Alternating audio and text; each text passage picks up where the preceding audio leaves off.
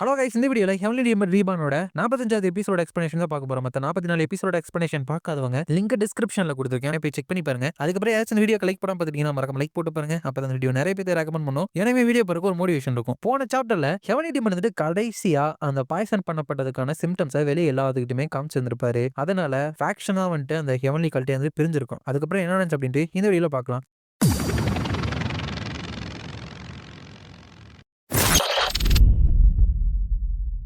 சாப்டரோட ஸ்டார்டிங்ல ஹீரோ வந்துட்டு அந்த ஹெல்ஸ் பிளேடு கிட்ட, என்ன இந்த இடத்துல உங்களை நாங்க பீட் பண்ணிட்டோம் போல ஹெல்ஸ் பிளேட் அப்படிங்கிறப்ப, அந்த ஹெல்ஸ் பிளேடு வந்துட்டு எங்களை பீட் பண்ணிட்டீங்களா, நீங்க என்ன மீன் பண்றீங்க அப்படிங்கிறப்ப, ஹீரோ வந்துட்டு என்ன அதை நான் ஸ்பெல்லிங்கோட சொல்லணுமா, அந்த அளவுக்கு நீங்க முட்டாளா இருக்கீங்க அப்படின்னு கேக்குறப்ப, அந்த ஹெல்ஸ் பிளேடு இருந்துட்டு இவனை சுத்தி இருக்கிற காத்தே இருந்துட்டு சுத்தமா சேஞ்சான மாதிரி இருக்கு. இப்ப முன்ன இருந்ததை விட ரொம்ப பவர்ஃபுல்லா இருக்கிறது மட்டும் இல்லாம அவனோட பிரசன்ஸும் இருந்துட்டு இந்த எக்ஸ்டென்ட் அளவுக்கு க்ரோன் ஆயிருச்சா, மேபி இப்ப எனக்கு சரிக்கு சமமான பவர்ல கூட இவன் இருக்கலாம். யங் லீடரா அப்பாயின்மெண்ட் பண்ணப்பட்டப்போ இவன் பேர்லி ஒரு டெமானிக் கிங்கா இருந்தான். பட் இந்த ஷார்ட் டைம்லயே ஒரு 10 டெமானிக் மாஸ்டருக்கு ஈக்குவலான பவருக்கு வந்துட்டு இவன் வந்துட்டானா, லீடர் வந்துட்டு இவனுக்கு என்ன பண்ணாரு அப்படின்னு சொல்லிட்டு என்னால சத்தியமா புரிஞ்சுக்கவே முடியல. அப்படின்னு நினைக்கிறப்ப ஹீரோ வந்துட்டு, நான் வந்துட்டு உனக்கு எக்ஸ்பிளைன் பண்ணட்டுமா நான் ஏன் பீட் பண்ணிட்டேன் ஒண்ணுன்னு, அந்த வின் டீமன் ஃபெஸ்ட் கிங் இருந்துட்டு ஆல்ரெடி எங்க கூட சேர்ந்துக்கிறேன் அப்படின்னு சொல்லிட்டாரு. அப்படின்னு சொல்லிட்டு அவனோட ஆறாவெல்லாம் ரிலீஸ் பண்ணிட்டு, உங்களோட எஃபர்ட்ஸ் எல்லாமே ரொம்ப ஃபியூடலா போயிருச்சு போல, அது மட்டும் கிடையாது நிறைய பொருளுங்களை கொண்டு வந்திருக்கீங்க, இதெல்லாம் டீமன் ஃபெஸ்ட் கிங் வந்து உங்க பக்கம் சேர்க்காது அப்படின்ட்டு உங்களுக்கு தெரிஞ்சிருக்கும்னு நினைச்சேன் அப்படிங்கிறப்ப,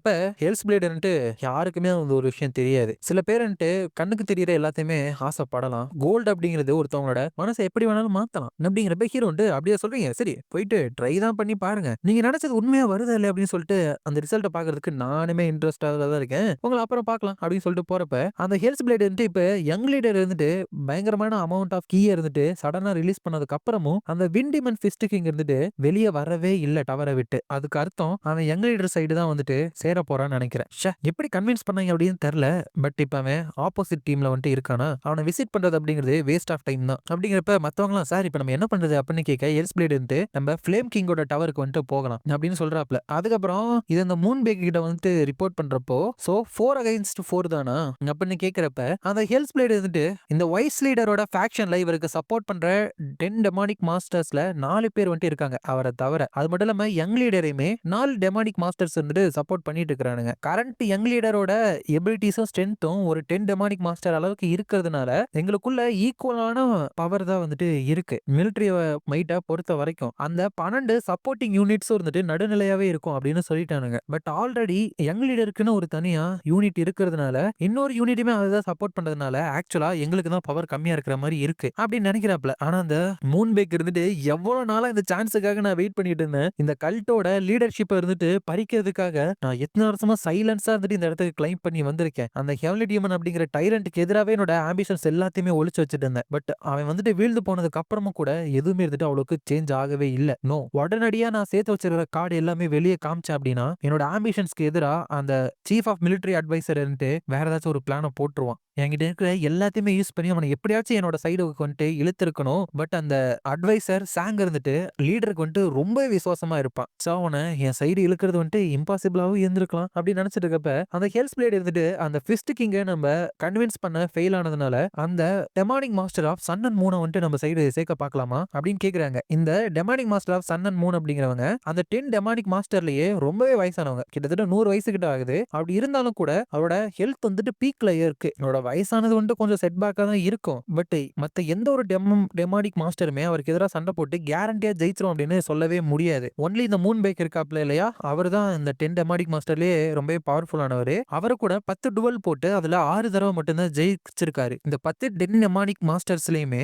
இந்த demonic master of sun and moon மட்டும் தான் நடுநிலையாவே இருக்கிறாரு. அது மட்டும் இல்லாம கல்ட்டுல இருக்கிற மத்தவங்க எல்லாத்துக்கும் மத்தியிலுமே ஒரு டீச்சர் மாதிரி இவர் ரொம்பவே பாப்புலரானவர். அப்ப இந்த மூன் பேக் இதெல்லாம் நினைச்சிட்டு, ஐ சி அவனை மட்டும் கன்வின்ஸ் பண்ணி எங்க கூட சேர்த்துக்கிடும் அப்படின்னா இந்த பேட்டில் அப்படியே எல்லாமே தலைகீழா மாறிடும், எங்களுக்கு சாதகமா வந்துடும் அப்படின்னு நினைச்சிட்டு அப்படியே அவன் கூட அந்த ஷேடோ இருப்பான் இல்லையா, அவனை பாக்குறப்ப அவன் வந்துட்டு இல்ல அப்படிங்கிற மாதிரி தலையை வந்துட்டு ஆட்டிடுறான். சோ அதை ஒரு நோட் பண்ணிட்டு அந்த மேனை நம்ம சைடு ஜாயின் பண்ண வைக்கிறது அப்படிங்கிறது எனக்கு ரொம்பவே டவுட்டா தான் இருக்கு. அவரு கூட கம்யூனிகேட் பண்ற ஒரு ரிலையபிளான சோர்ஸ் வந்துட்டு என்கிட்ட இருக்காங்க. சோ நம்ம எந்த ஒரு ஆர்மமெண்ட்ஸையுமே கொடுத்து அந்த மேனோட சப்போர்ட்டை நம்மளால பெற முடியாது. அப்படிங்கிறப்ப வேற வழியே இல்லையா அப்படின்னு அந்த ஹெல்ஸ் பிளேடு கேட்கிறப்ப அதே விஷயத்தை தான் இங்க ஹீரோமே கேட்கிறான். சாங்குமே இருந்துட்டு அது இம்பாசிபிள் அப்படின்னு சொல்றாரு. ஹீரோ வந்துட்டு சோ அதை எக்ஸ்பெக்ட் பண்ண மாதிரி தானா அப்படின்ட்டு மூன்பேக்கு எதிரா நாங்க வீல்டு பண்ணிக்கிற ஃபோர்ஸ் வந்துட்டு ஈவனா இப்ப மேட்ச் ஆயிருக்கு. பாக்குறப்ப நல்லா இருக்கும். பட் ஒரு சிங்கிள் மிஸ்டேக் பண்ணா கூட இது வந்துட்டு எங்களுக்கு சாதகமா முடியாது. சோ இந்த சிச்சுவேஷனை ஃபேவரா எங்களுக்கு மாத்தணும் அப்படின்னா அப்படி நினைச்சிட்டு கடைசியா இருக்கிற டெமானிக் மாஸ்டரை நம்ம கூட ஜாயின் பண்ண வைக்கிறதா நம்ம இருக்கிற ஒரே ஆப்ஷன். நம்மளோட பெஸ்ட் ட்ரை பண்ணி அவரோட நம்ம சைடு வந்துட்டு சேர்த்துக்க வேண்டியதான். அப்படிங்கிறப்ப அந்த பிளட் ஸ்வாட் இருந்துட்டு அது கண்டிப்பா ஈஸியா இருக்காது. சோ அவரை பர்சனலா போய் பாக்குறதா பெட்டர்னு நினைக்கிறேன் அப்படின்னு சொல்றாப்ல. அதோட இந்த சாப்டர் வந்துட்டு முடியுது. நெக்ஸ்ட் சாப்டர்ல அந்த சாங் இருந்துட்டு சரி அப்படின்னா நான் இங்கிருந்து கிளம்புறேன். நான் இல்லாதப்போ என்னோட இடத்துல சர்வ் பண்றதுக்கு இன்னொருத்தன் வந்துட்டு வருவான் அப்படின்னு சொல்லிட்டு போறப்ப ஹீரோ இருந்துட்டு இப்போ எங்களோட சிச்சுவேஷன் இருந்துட்டு இந்த அளவுக்கு கொஞ்சம் மேல இருக்கு அப்படின்னா அதுக்கு காரணம் இந்த chief of military affairs Chang தான். எல்லாமே என்னென்ன நடக்கும் அப்படின்னு சொல்லிட்டு அட்வான்ஸா வந்துட்டு அவர் ப்ரெடிக்ட் பண்ணது மட்டும் இல்லாம 2 டெமானிக் மாஸ்டர்ஸ் வந்துட்டு எங்க சைடு சேர்க்கறதுக்குமே வந்துட்டு இவர் தான் முக்கியமான காரணம். ஃபிஸ்ட் கிங்குக்கு வந்துட்டு அவரோட கான்ட்லண்டையுமே வெறும் 3 மாசத்துக்குள்ளேயே ப்ரிப்பேர் பண்ணி அவர் எங்க சைடு வந்துட்டு இழுத்துட்டாரு. அவரை வந்துட்டு இந்த சைடு சேர்க்கணும் அப்படின்னு சொல்லிட்டு ரொம்ப நாளைக்கு அவர் பிளான் போட்டு இருந்த மாதிரி தெரிஞ்சு அப்படின்னு நினைச்சிட்டு அந்த demonic master of sun and மூனை நம்ம சைடு சேர்க்கறது அப்படிங்கிறது ரொம்ப டிஃபிகல்ட்டா இருக்கும்னு நினைக்கிறேன். அப்படிங்கிறப்ப ஒருத்தர் அந்த இடத்துக்கு வந்துட்டு பட் அதை நம்ம நடத்துறத தவிர நமக்கு வேற வழியே இல்லை அப்படின்னு சொல்றாரு. இவர் யார் அப்படின்னா ஃபயர் டீமன் அப்படிங்கிறவர். உண்மையான பேர் வந்துட்டு டேயாங் மார்க். இவர் கேஷ்கர் அப்படிங்கிற இடத்துல கல்ட்டோட பிரான்ச் மேனேஜரா சர்வ் பண்ணுவாரு. பட் ஹெவன்லி டீமனோட கொலாப்ஸுக்கு அப்புறம் அந்த சாங் இருக்கார் இல்லையா அவருக்கு பதிலா அட்வைஸை கொடுக்கறதுக்கும் நாலேஜ் அதுக்கப்புறம் விஷயமா ஷேர் பண்ணிக்கிறதுக்கும் அவர் அப்பாயின்மெண்ட் பண்ணவர் தான் இந்த ஃபயர் டீமன். கண்டிப்பா இவருக்கு நிறைய எக்ஸ்பீரியன்ஸ் இருக்குனால நம்ம ஹீரோக்கு ஹெல்ப் பண்ணும் அப்படின்னு நினைச்சாரு. ஹீரோ வந்துட்டு கண்டிப்பா சாங் இருந்துட்டு இப்போ demonic master of sun and மூனை நம்ம சைடு சேர்க்கறதுக்கான பிரச்சனை வந்துட்டு உங்கள்ட்ட சொல்லியிருப்பாருன்னு நினைக்கிறேன். எங்களுக்காக என்ன அட்வைஸ் வந்துட்டு நீங்க வச்சிருக்கீங்க அப்படின்னு கேட்க ஃபயர் டீமன் இருந்துட்டு சீஃப் ஆஃப் மிலிட்டரி அட்வைசர் சாங்கால கூட அவர் என்ன நினைக்கிறார் அப்படின்னு சொல்லிட்டு கணிக்கவே முடியாது. அப்படிங்கிறப்ப ஹீரோ வந்துட்டு சோ நேர்ல போய் பாக்குறத தவிர எனக்கு வேற எந்த ஒரு சாய்ஸுமே இல்லையா, சாங்காலே முடியாது அப்படின்னா அது மட்டும் தான் நமக்கு இருக்கிற ஒரே சாய்ஸ். அப்படிங்கிறப்ப பிளட் ஸ்வாட் இருந்துட்டு நான் வந்துட்டு முழுசா நம்புறேன் உங்களால மட்டும் தான் அந்த demonic master of sun and மூனோட ஹார்ட்டை வந்துட்டு நம்மள நோக்கி நகர்த்த முடியும் அப்படின்னு சொல்றாங்க. அதுக்கப்புறம் அவரோட டவர்னு ஒன்று இருக்கும்ல, ஏன்னா எல்லா டெமானிக் மாஸ்டருக்குமே ஒரு டவர் இருக்கு. ஸோ அந்த டவர் ஆஃப் சன் அண்ட் மூனுக்கு வந்துட்டு போறான் ஹீரோ. இந்த வாய்ஸ் லீடர் இருந்துட்டு எதுக்காக இப்படி ஓப்பனா ஹாஸ்டல் ஆம்பிஷன்ஸை காமிக்கணும் அப்படின்னு நினைச்சு புரிஞ்சுக்கவே முடியல. இந்த கல்ட்டோட லீடர்ஷிப் ஹெவன்லி டீமன் அப்படிங்கிற டைட்டில் இருந்துட்டு சர்டன்லி இந்த கல்ட்டில் இருக்கிற எல்லாருமே ஆசைப்படுற ஒரு விஷயம் தான். ஏன் நான் வந்துட்டு ஃபர்ஸ்ட் இந்த கல்ட்டில் வந்துட்டு நான் பிறந்திருந்தேன் அப்படின்னா நானுமே ஹெவன்லி டீமன் ஆகணும்னு தான் ஆசைப்பட்டு இருந்திருப்பேன். பட் ஆம்பிஷன்ஸை மட்டுமே வச்சு அந்த லீடர்ஷிப்பை வந்துட்டு சேஸ் பண்ண முடியாது. நிறைய டெமானிக் கல்ட்டை சேர்ந்தவங்க இல்ல